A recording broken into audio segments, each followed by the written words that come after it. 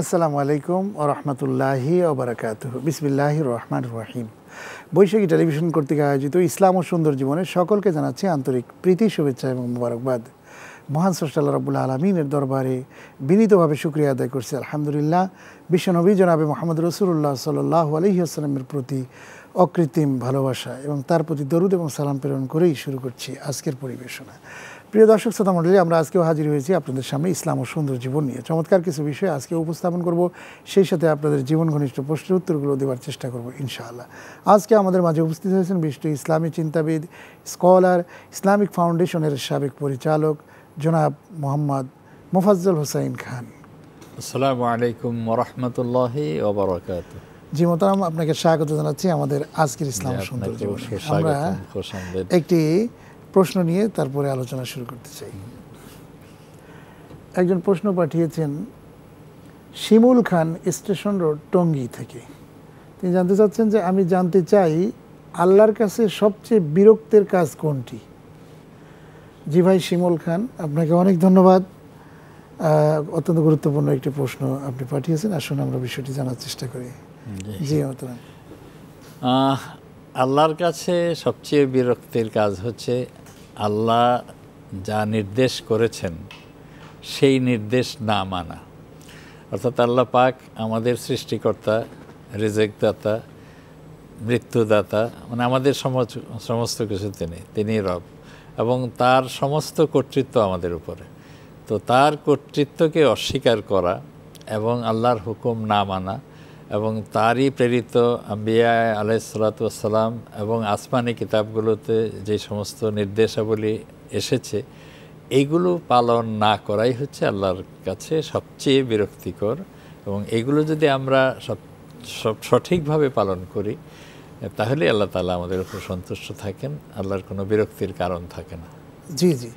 এবং ভালো যে কাজগুলো রয়েছে সেই ভালো কাজগুলি যদি সঠিকভাবে করা যায় আল্লাহ তাআলা খুশি হন। আসলে এর মাঝখানে আরেকটি কথা, যে একজন বান্দা যখন আল্লাহ তাআলার হুকুমকে অমান্য করে এবং তার জীবনের প্রত্যেকটি জন্মলগ্ন থেকে শুরু করে শেষ পর্যন্ত যদি আল্লাহ তাআলাকে না মানে, এই লোকটা কিন্তু আল্লাহ তাআলার কাছে বিরক্তি কারণ হয়ে দাঁড়ায়। এবং এই লোকটা যখন আল্লাহ তাআলার কাছে আবার চলে আসে তখন তো সে তওবার মাধ্যমে ফিরে আসা যায়, সেটা আসতে পারে। হ্যাঁ, এবং এই তওবাটা আসলে কিভাবে করা যায়? মানুষ যত গুনাহ করুক, এমনকি শিরকের চেয়ে বড় গুনাহ আর কিছু, আল্লাহকে অস্বীকার করা এটার চেয়েও কোনো ক্ষেত্রে শিরকটা আরও বেশি বড় গুনাহ। ইন্না শিরকা লা যুলমুন আযীম, এটা কোরআন শরীফে বলা হয়েছে। শিরকটা হচ্ছে একেবারে বড় অত্যাচার আল্লাহর উপর, কারণ আল্লাহর সত্তা এত বড় যে তার সাথে শরীক করাটা এর চেয়ে বড় জুলুম আল্লাহর উপরে আর কিছু মানুষের নাই।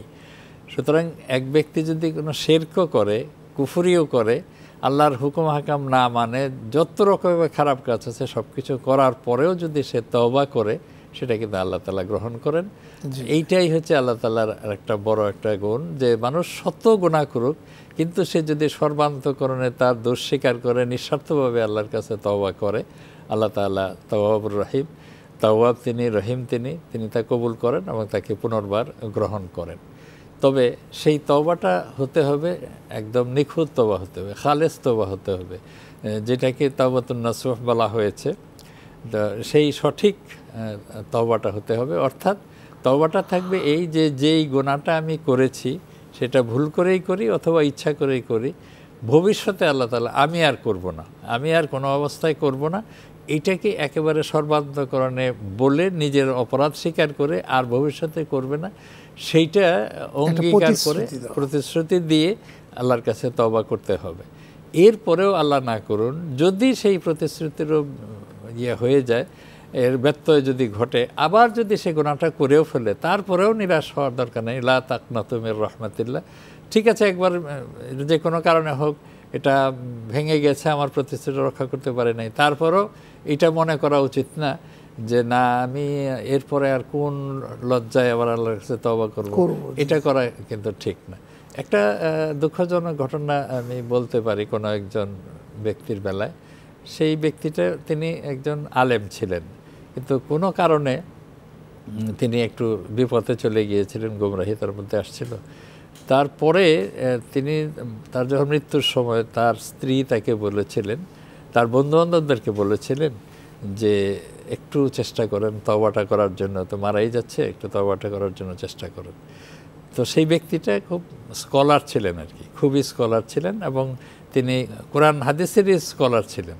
ওই যেটা হয় যে যদি কোনো আলেম যদি গোমরাহ হয়ে যায়, হেদায়েত করা খুব কঠিন, কিন্তু জাহেল যদি গোমরাহ হয়ে যায় কোনো সময় হেদায়েত করা যায়। তো তাকে যখন তার বন্ধুরা তার স্ত্রীর অনুরোধ ক্রমে যখন বললেন যে তুমি একটু তওবা করো, তখন তিনি জবাবে বলছিলেন লাভ কি, কোনো লাভ হবে না, লেখাপড়া তো তোরা জানিস না, এই জন্য এটা বললি। এখন যদি আমি তওবা করি এই শেষ মুহূর্তে, তাহলে আল্লাহ তাআলা তো বলবেন আল আন। ওই যে ফেরাউন যখন মরার সময় যখন তওবা করতে চাইছিল, তখন আল্লাহ তাআলা বলছেন আল আন, এতক্ষণে। তো আমাকে তো সেটাই বলবে, এই বলে সে আর তওবাটা করলো না, এইভাবেই তার মৃত্যু হলো। তো এটাই বলি যে এইরকম নিরাশ যেন আমরা না হই। কেউ যদি হয়েই যায় যে তওবা একবার করলাম, তারপরেও আবার সেই কাজটা করে ফেললাম, তারপরেও যেন আমরা নিরাশ না হই, আবার আমরা ওইভাবে আল্লাহর কাছে প্রতিশ্রুতি দিয়ে যদি আমরা তওবা করি, তাহলে তাকে আল্লাহ তাআলা পছন্দ করবে। মানুষ তো আসলে ভুল করবেই। হ্যাঁ, ভুলের ঊর্ধ্বে তো কোনো মানুষ নাই। হ্যাঁ, মানুষ যদি ভুল না করতো, তা আল্লাহ যে গফুরুর রহিম, এটার তো প্রমাণটা হতো না। এটা আল্লাহরই ইচ্ছা, ওনার কুদরতের যে মানুষ ভুল করবে, আবার তাকে মাফ করবে। তো এইটাই তো আমাদের খেলা চলছে। সুতরাং আমরা একসময় একটা গুনাহ করলাম বলেই আমাদের নিরাশ হলে চলবে না। আবার এটাও ঠিক যে তাইলে আমরা এই খেলা খেলি, আল্লাহ যখন আবার বারবার তওবা কবুল করেন, আমরাও বারবার করি, এটা আমরা খেলা যেন না করি। অ্যাক্সিডেন্টলি যদি আমি আবার পুনর্বার যদি গুনাহটা করে ফেলি, অ্যাক্সিডেন্টলি যেন হয়, ইচ্ছা করে না হয়, কারণ এটাকে পরবর্তীতে যে তওবা আমি করতে পারবো এটা তো নাও হতে পারে। আমরা সে সুযোগটা আল্লাহ নাও দিতে পারে, তখন সে অবস্থায় আমি একটা হাসি রসিকতা করার জন্য একটা গুনাহ ছেড়ে তওবা করলাম, আবার একটু রসিকতা করার জন্য আবার সেই গুনাহটা করলাম, কিন্তু করে যে আবার আমি তওবা করতে পারবো সেই গ্যারান্টি তো নাই। এর আগেই আপনি বললেন যে আসলে সুযোগটা সেই জন্য থাকবে না। যদি অ্যাক্সিডেন্টলি হয়ে যায়, কিন্তু তারও নিরাশ হওয়ার কিছু লা তাকনাতু মির রাহমাতিল্লাহ। তো এই জিনিসটা আমাদের খেয়াল রাখতে হবে। তো এইটাই হচ্ছে আল্লাহ তাআলার বিরক্তির কারণ, হচ্ছে তার সাথে শিরক করা, তার সাথে কুফরি করা। আল্লাহ যদি, দুনিয়ার কোনো মানুষ যদি কোনো সময় বিরক্ত হয় কারো প্রতি, তাহলে কিন্তু তার থেকে সহযোগিতা এবং বিভিন্ন জিনিস কিন্তু উঠিয়ে নেন। এটাই কিন্তু আসলে দুনিয়ার নিয়ম। কিন্তু আল্লাহ তো এটা নেন না। এর কারণটা কি? যে একটা মানুষ ধরেন কাফের, কুফরি করতেছে, শিরকি কাজ করতেছে, মানে গুনাহ করতেছে রেগুলার, কিন্তু দেখা যাচ্ছে যে তার শারীরিক সুস্থতা, তার অন্যান্য কাজ কার্যক্রম, তার সম্পদের প্রাচুর্যতা, অনেক কিছুই আসতেছে, তা কমছে না, আল্লাহ তাকে কমাচ্ছেন না। এর কারণটা কি? এর কারণ হচ্ছে যে পৃথিবীতে প্রাচুর্য লাভ করা, সমৃদ্ধি লাভ করা, এটাও কিঞ্চিত নির্ভর করে আনুষ্ঠানিক ইবাদতগুলোর মাধ্যমে নির্ভর করে। কিন্তু এই নয় যে একটা লোক ভালো নামাজি হলে, ভালো পরহেজগার হলে, ভালো মানুষ হলে সে একটা এই কারণে সে বিরাট ধনী হয়ে যাবে, এটা না। এই যে ধন সম্পদ লাভ করা, সেটা আবার আরেক টেকনিক। ওই টেকনিক যারা করে তারাই সেটা পেতে পারে। আমরা অনেক সময় মনে করি যে খুব নামাজ বোধহয় খুব বেশি পড়লে পরে এরপরে বোধহয় আমাদের রুজি রোজগার এমনিতেই বেড়ে যাবে, তা না। রুজি রোজগার বাড়ার জন্য আমাকে চেষ্টা করতে হবে, তবে হ্যাঁ, সেটা হালাল উপায়ে চেষ্টা করতে হবে। যদি আমরা হালাল উপায়ে করি আর এই দিক দিয়ে নামাজ রোজা সব কিছু ঠিক রাখি, দুইটা সম্মিলিতভাবে আমাদেরকে সফলতার দিকে নিয়ে যেতে পারে। ওই সফলতাটার কিন্তু এটার কিন্তু একটা মূল্য আছে, সেটা হলো স্বস্তি আসে। পৃথিবীতে দেখবেন আপনার অনেক বিরাট ধনী মানুষ আছে, কিন্তু তার স্বস্তি নেই। তার শান্তি আছে, তার কোনো অভাব নাই, কিন্তু তার শান্তি থাকলে পরে তার মধ্যে স্বস্তি নেই, যেটাকে সাকিনা বলা হয়। এই যে সাকিনা শব্দটা আসছে, সাকিনা শব্দ হলো স্বস্তি। একটা লোক সুখে থাকলেই কিন্তু সুখী হয় না। একটা লোককে আপনি যদি বলেন, বাংলাদেশের একটা লোককে বললেন যে তোমাকে হোটেল সোনারগাঁয়ে একেবারে সারাদিন থাকবো, তুমি সেখানে তুমি খাওয়া দাওয়া করবা, এই করবা সেই করবা, তোমার কোনো কিছু করতে হবে না, সমস্ত কিছু দায় দায়িত্ব আমার, এরপরে 2 দিন 4 দিন পরে সে অস্থির হয়ে যাবে পাগলের মতো, যে একটু বের হই, বাইরে হয়ে আমি একটু এই এত খাওয়া এগুলো ভালো লাগে না, আমি একটু শাক শুটকি ভর্তা খাই, এটা মানুষের স্বাভাবিক। হ্যাঁ, এটা চলে আসে। কিন্তু জান্নাতে যে আমরা এই যে একই জিনিস এই যে খাবো, এই যে সুখ শান্তি, ওইখানে কিন্তু ওই অস্বস্তিটা থাকবে না, ওই অস্বস্তিটা থাকবে না, ওই অতৃপ্তিটা আসবে না। পৃথিবীর আপনি যত শান্তিতেই রাখেন তার মধ্যে অতৃপ্তি আসবে, কিন্তু জান্নাতের যে সুখটা এটার মধ্যে কোনো অতৃপ্তি আসবে না। অনেক সুন্দর একটি বিষয় আপনি প্রসঙ্গ টেনে এনেছেন, প্রেক্ষাপটে যে জান্নাতের প্রসঙ্গটা, জান্নাতের সুখ শান্তি সমৃদ্ধি, জান্নাতের আনন্দ, জান্নাতের প্রেম ভালোবাসা, এটা দুনিয়ার চেয়ে একটি ব্যতিক্রম। আসলে আল্লাহ তাআলার কাছে আমরা খুবই মানে আশাবাদী যে আল্লাহ তাআলা আমাদেরকে জান্নাতে নেবেন। তার কারণ তিনি কোনো মানুষকে জাহান্নামে নিতে চান না, এবং দুনিয়ার মধ্যে পরীক্ষার রেজাল্ট পাওয়ার জন্যই কিন্তু যেমন স্টুডেন্টরা স্কুলের অপেক্ষা করে, হ্যাঁ, বা একটা টাইম, সার্টেন টাইম তাকে স্টাডি করে পড়াশোনা করে একটা পর্যায়ে আসতে হয়, দুনিয়াতে পরীক্ষা দিতে হয়, সেই পরীক্ষার একটা ভালো মন্দ একটা রেজাল্ট পাওয়া যায়। সেই জায়গাটায় প্রত্যেক টিচারই কিন্তু চান যেন স্টুডেন্টরা ভালো রেজাল্ট করে, কিন্তু যদি খারাপ করে তাহলে টিচারের আর কিছু করার ক্ষমতা থাকেন না। তেমনি কারণে না, এটা তার কারণেই সে রেজাল্টটা খারাপ করেছে। ঠিক তেমনি এই দুনিয়াটা কিন্তু একটা পরীক্ষাগার, এবং বলা হয়েছে আল্লাযী খালাকাল মাউতা ওয়াল হায়াতা লিয়াবলুয়াকুম আইয়ুকুম আহসানু আমালা, যে ভালো এবং মন্দ যা কিছু হচ্ছে পৃথিবীতে, যে কে ভালো কাজ করো কে মন্দ কাজ করো, এই বিষয়টি আল্লাহ দেখতে চান। এজন্যই আল্লাহ তাআলা জীবন এবং মৃত্যু দান করেছেন, এই আয়াতের মধ্যে এটি বোঝাচ্ছে। তো আপনি প্রেক্ষাপটে বলতেছিলেন যে দুনিয়ার এই যে পুরস্কারটা বা আমরা আখেরাতের জন্য যেটি পাবো সেটি দুনিয়ার মতো নয়, এটি দুনিয়ার প্রেম ভালোবাসা জান্নাতটা ওই রকম। আসলে তাহলে কি রকম, যদি আপনি সেটা একটু আলোচনা করতেন। আমরা একটু এইটা আমরা দুনিয়াতে সুখ শান্তি বলতে যেটা বুঝি, এখন আখেরাতে সুখ শান্তি, তবে এখন এইটা একেবারে হাতে কলমে বলা যাবে না যে আখেরাতের সুখ শান্তিটা কেমন, কারণ এটা অনেকটা বায়বীয়। তবে এইটুক বলা যাবে যে দুনিয়ার সুখ শান্তিটা হচ্ছে তার মধ্যে যত সুখ শান্তিতেই রাখা যায় একজন ব্যক্তিকে, তার মধ্যে 2 দিন পরে তার মধ্যে অতৃপ্তি আসবেই। আর আখেরাতের সুখ শান্তিটা হচ্ছে তার মধ্যে কোনোদিন অতৃপ্তি আসবে না, এই দুইটাই হলো তফাৎ। আর সেই সুখ শান্তিটা ওই আখেরাতেরটা আখেরাতের মতোই, এটা দুনিয়া থেকে কেউ এটা বুঝে বা একটা ডায়াগ্রাম এঁকে কোনো একটা ছবি এঁকে দেখাতে পারবে না যে এটা এইরকম, এটা ওখানকার মতোই, এইটুকু বলা যায়। আর এটা বলা যায় তার কোনো অতৃপ্তি আসবে না। তো আমি ওই যে আগের একটা কথা যেটা বলতেছিলাম, যে আমরা অনেক সময় মনে করি যে ভালো মানে আল্লাহর বান্দা হইলে পরে ভালো ধনী হয়ে যাবে, এটা কিন্তু ঠিক না।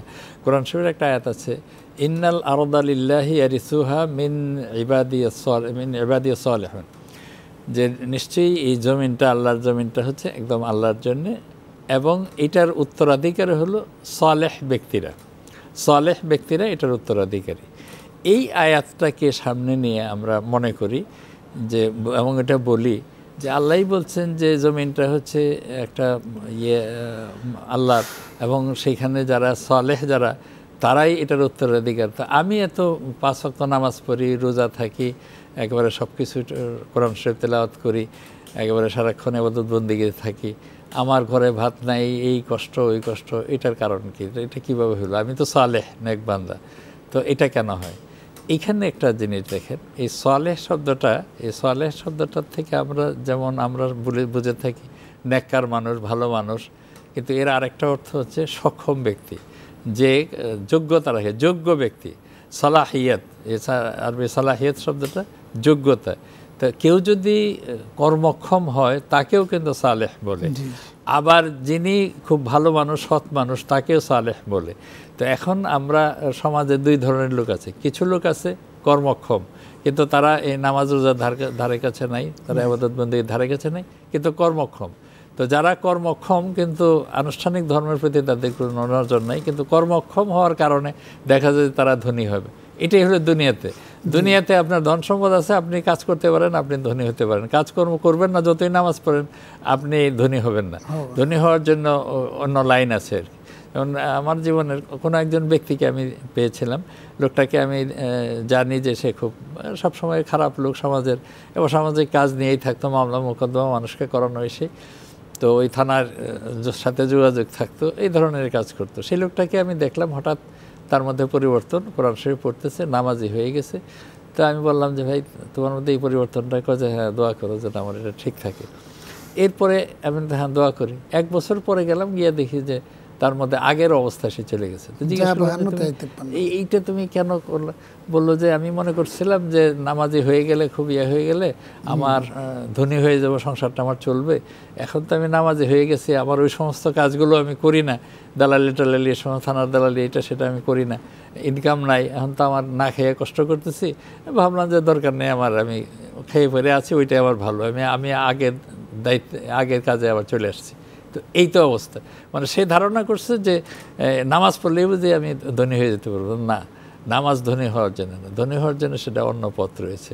তবে আমরা যদি সক্ষমতা এবং এবাদত, দুইটা জিনিস যদি আমাদের মধ্যে থাকে, যোগ্যতা এবং এবাদত, তাকেই বলা হয় ইয়ারিসুহা মিন ইবাদিয়া সালেহুন, যে সক্ষম বান্দা যারা, এটা নেক বান্দাও আবার সক্ষম, দুই অর্থেই কিন্তু হয়। তো এই ধরনের কিন্তু ভুল বোঝাবুঝি আমাদের সমাজে। জি মোহতারাম, এখানে একটা জিনিস হচ্ছে যে নামাজ যদিও মানুষকে ধনী বা গরিব বানাবে না, কিন্তু এক্ষেত্রে একটা জিনিস যে নামাজ মানুষকে পাংচুয়াল করে। নামাজ একজন 5 ওয়াক্ত নামাজি ব্যক্তি, সে যেভাবে কর্মচঞ্চল তাকে কিন্তু থাকতে হয়, ফজরের নামাজের সময় তাকে উঠতে হয় ঘুম থেকে, এরপরে তাকে আবার ধরেন কাজকর্মে সে লিপ্ত হওয়ার একটা সুযোগ পায়, এরপরে আপনার জোহরের নামাজের জন্য আবার সে প্রস্তুতি নিচ্ছে, এভাবে আসর, মাগরিব, এশা পর্যন্ত প্রত্যেকটা জিনিস ডিসিপ্লিন, এটাও কিন্তু একটা অন্যতম কাজ। আবার দেখেন এখানে একটা জিনিস, এমন সব ব্যক্তি যারা বয়স বেশি হয়ে গেছে, তাদের কোনো কাজ নাই, এখন ফজর থেকে নিয়ে এই জোহর পর্যন্ত কি করবে, কোনো কাজ নাই, ছেলেপেলেরা সবাই সংসার হাল ধরেছে, তার কোনো কিছু নেই। তো সে যেন আবার শয়তান যেন কাঁধে না ভর করে, সে যেন অন্যরকম কিছু না করে বসে, সেই জন্য আবার তার ব্যবস্থা করে দেওয়া হয়েছে, চাষতের নামাজ পড়ো, তুমি এশরাক পড়ো, চাষ পড়ো, এই ফজরের পরে কোরআন তেলাওয়াত করো, এশরাক পড়ো, চাষ পড়ো, এই পড়তে পড়তে আবার জোহরের সময় হয়ে গেল, কর্মচঞ্চল অবস্থা। এবং এইটাই কিন্তু ওই যে 7 প্রকারের ব্যক্তি যারা আল্লাহর আরশের ছায়া ছাড়া কোনো ছায়া পাবে না, কিন্তু 7 প্রকারের ব্যক্তি পাবে। তার মধ্যে কিন্তু আছে রাজুলুন কালবুহু মুআল্লাক বিল মসজিদ, ওই ব্যক্তি যার মনটা ঝুলন্ত থাকে, মসজিদে একদম লাগা থাকে আর কি। তো মসজিদে লাগা থাকে এই অর্থ এই না যে সারাদিন মসজিদে বসে থাকে, অর্থাৎ ফজরের পরে আবার জোহরের কখন সময় হবে এই চিন্তায় থাকে। তো সেই ব্যক্তি, তো তার জন্য এই সময়টা কাটানোর জন্য তার নফল ইবাদতগুলো দিয়েছে। আবার যার কাজের প্রয়োজন আছে তাকে এটা বলে নাই যে হ্যাঁ তুমি তোমার কাজটা, তোমার জীবিকা অর্জনের জন্য কাজটা তুমি ছেড়ে দিয়ে তুমি বসে নফল ইবাদত করো, এটা কিন্তু বলা হয়। আমাদের সময়টা খুব কর্মচঞ্চল, আমাদের জীবনটা খুব কর্মচঞ্চল, এমন করে রাখছেন আল্লাহ তাআলা যে যারা বিভিন্ন দায়িত্ব আছে দায়িত্ব পালন করবেন, আর যাদের দায়িত্ব শেষ হয়ে গেছে, বার্ধক্য আসছে, কোনো কাজ নেই, তারাও যেন সময়টা কাটার একটা পথ করে দিয়েছেন। তখন স্বভাবতই আল্লাহর মনে চায় যে একটু আল্লাহর ইবাদত বন্দেগী মশগুল থাকি, তো সেই জন্যে ওই নফল ইবাদতগুলোর ব্যবস্থা করে দিয়েছেন। নফল ইবাদতের মাধ্যমে তারা তাদের জীবনটা পরিচালিত করবেন। আরেকটা দায়িত্ব হচ্ছে তাদের জন্য এইটা যে তাদের যে ছেলেপেলেরা আছে, ছেলেমেয়েরা আছে, সংসারের অন্য লোকজন আছে যারা কর্মক্ষম আছে, তাদেরকে সাহস যোগানো, তাদেরকে পরামর্শ দেওয়া, তাদেরকে সৎ উপদেশ দেওয়া এবং তাদের সমস্ত কিছু গাইড করা, এই সমস্ত দায়িত্বগুলো তারা করবেন। তো এই সমস্ত জিনিসগুলো যদি আমরা দেখি তাহলে ইসলাম যে কত বাস্তব আমাদের জীবনে, এবং আমাদের জীবনটাকে বাস্তবভাবে সচল করার জন্য ইসলামের যে ভূমিকা কত বেশি গুরুত্বপূর্ণ, এগুলো যদি আমরা একটু চিন্তা করি তাইলেই কিন্তু আমরা এই জিনিসটা পাই। এবং এই জিনিসগুলো যদি আমরা প্রত্যেকেই খেয়াল করি, প্রত্যেকে যদি আমরা নিজের ঘরকে এইভাবে তদারক করি, আজকে এই যে সমাজে দেখেন এখন ইয়াবা একটা, এই ইয়াবা তো সারাটা দেশ একেবারে উচ্ছনে যাচ্ছে। যে আমার প্রশ্ন হচ্ছে যে এই ইয়াবাগুলো ব্যবহার করছে যারা, তারা কি এই দেশের সন্তান না? এবং যেই ছেলেটা গ্রহণ করলো এর কি বাবা নাই, তো এর মা নাই, এর পরিবারের কেউ নাই। তো আমরা প্রত্যেকেই পরিবারের যারা অভিভাবক শ্রেণী আছে, আমরা যদি সবাই নিজ নিজ জায়গায় যদি সতর্ক হই, তাইলে ইয়াবা গ্রহণকারী যারা আছে, যারা এই ইয়াবা যারা আনতেছে, বাইরের থেকে যারা আনতেছে, যারা এগুলো সমাজে ভিতরে চলাচল করার সুযোগ দিতেছে, এগুলো যদি আমরা সবাই যদি যদি একেবারে সীসাডালা পাহাড়ের মতো যদি এর বিরুদ্ধে দাঁড়াই, সামাজিক আন্দোলন যদি গড়ে তুলি, তাহলে তো আমাদের এই পুলিশের দিকে চায় থাকতে হবে না যে পুলিশ এসে ইয়াবা যারা আছে তাদেরকে, কারণ পুলিশরা তারাও তো এই জমিনেরই মানুষ, ওই তারাও ইয়াবাওয়ালার সাথে যুক্ত হয়ে তাদের সাথে একটা সম্পর্ক গড়ে ওঠে, যার ফলে তারা ওইভাবে দায়িত্ব পালন করতে পারে। কিন্তু আমরা সামাজিকভাবে সবাই যদি দাঁড়ায় যাই, প্রত্যেক বাড়ির প্রত্যেকে আমরা দাঁড়ায় গেলাম, প্রত্যেক বাড়ির একটা বাড়ির সবাই তো আর এইগুলো করে বেড়ায় না, এই দুই একজনেই করে, তো দুই একজন করে, আর বাকি সব তো আমরা ভালো মানুষ আছে। তো আমরা ভালো মানুষ যদি আমরা তার পেছনে যদি আমরা তার সাহায্যে দাঁড়াই, তাহলে তো এটা হয় না। কিন্তু আমাদের একটা অবস্থা কি, যেমন আমরা যখন বার্ধক্য যখন আমাদের আসে, তখন আমরা অবসর নেই, মানে সব কিছুর থেকে অবসর নেই। ছেলেমেয়েরা কি করতেছে ওই দিকেও আর খেয়াল করি না। এবং ছেলে মেয়েদের একটা জিনিস যদি বলতেন, আমার মনে হয় এটা খুবই গুরুত্বপূর্ণ এবং মেসেজ হিসেবে পাইতো, যে 5টা জিনিসের পূর্বে 5টা জিনিসের প্রতি গুরুত্ব দেওয়ার জন্য রাসূল সাল্লাল্লাহু আলাইহি ওয়াসাল্লাম বলতেন। সেই জিনিসটা যদি একটু বলতেন। জি, হ্যাঁ, এটা হচ্ছে যে মানুষ যখন অসুস্থ হয়, তখন অসুস্থ হওয়ার আগে সুস্থতার মূল্যটা যদি জানতো, এটা বুঝতো, তাইলে মানুষ অসুস্থ না হওয়ার জন্যই সবসময় চেষ্টা করতো। কোনো সময় সে এমন কাজ করতো না যেটার দ্বারাই অসুস্থ হয়। এরকম মৃত্যুটা আসবে, মৃত্যুর আসার আগে যদি এইটা সাবধান হয়, তাহলে সে সেইভাবেই জীবন ওইভাবেই সে পরিচালিত করত। তো এরকমভাবে বার্ধক্য আসার আগে যদি যৌবনটাকে যদি কল্পনা করত, যৌবনটাকে ভালোভাবে চালানোর চেষ্টা করত, তাহলে কিন্তু তার মধ্যে এই অসুবিধাটার সৃষ্টিটা হইতো না। তো আমরা অনেক সময় হয় কি, যৌবনকালটা আমাদের চলে যাচ্ছে, মনে করি যে এখন তো যৌবনকাল চলছে, কামানোর সময়, এখন কিছু কামাই করে নেই। তারপরে যখন সময় যাবে, একটু বার্ধক্য আসবে, তখন আল্লাহর ইবাদতে লেগে যাব। এই যে আমরা সমাজ ভাগ করি, ওই ছোটো সময় ছেলেমেয়েরা একটু করলে যে না, ছোট সময়ে ছেলে মানুষ এরকম একটু কিছু করবেই, বড় হইলে ঠিক হয়ে যাবে। অনেক সময় দেখা যায় যে ছোট একটা বাচ্চা কোলে আছে, এখন সেই বাচ্চাটা হয়তো আরেকজন লোক অথবা একটা বাচ্চা আসলো, তারা একটা পা দিয়ে একটু লাথি দেখাইল, তখন আমরা বলি কি যে এই দেখো ওনা লাথি দিতে পারে, আমাদের বাচ্চা দেখো কি সুন্দর লাথি দিতে পারে।